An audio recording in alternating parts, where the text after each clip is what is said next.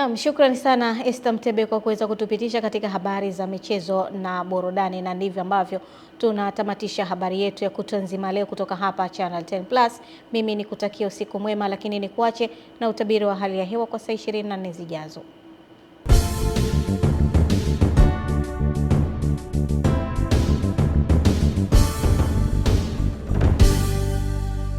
Na sasa ni wasaa wa utabiri wa hali ya hewa kwa muda wa saa 24 zijazo, tukianzia saa 3 usiku kutoka Mamlaka ya Hali ya Hewa Tanzania.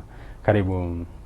Usiku wa leo ni matarajio yetu kuwa maeneo yote hapa nchini yanatarajiwa kuwa na hali ya mawingu kiasi na makavu kwa ujumla. Upepo wa bahari unatarajiwa kuvuma kwa kasi ya kilomita 40 kwa saa kwa upande wa pwani ya kaskazini na kilomita 30 kwa saa kwa upande wa pwani ya kusini.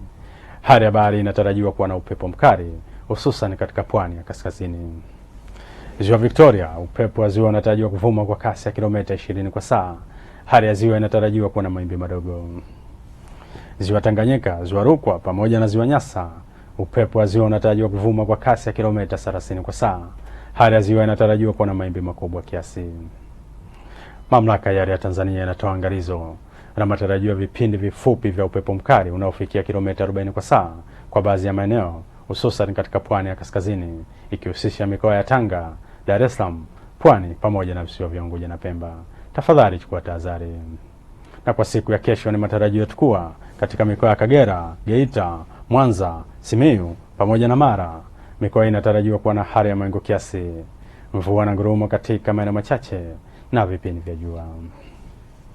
Arusha, Kilimanjaro, Manyara, Tanga pamoja na visiwa vya Unguja na Pemba, maeneo yanatarajiwa kuwa na hali ya mawingu kiasi, mvua nyepesi katika maeneo machache na vipindi vya jua.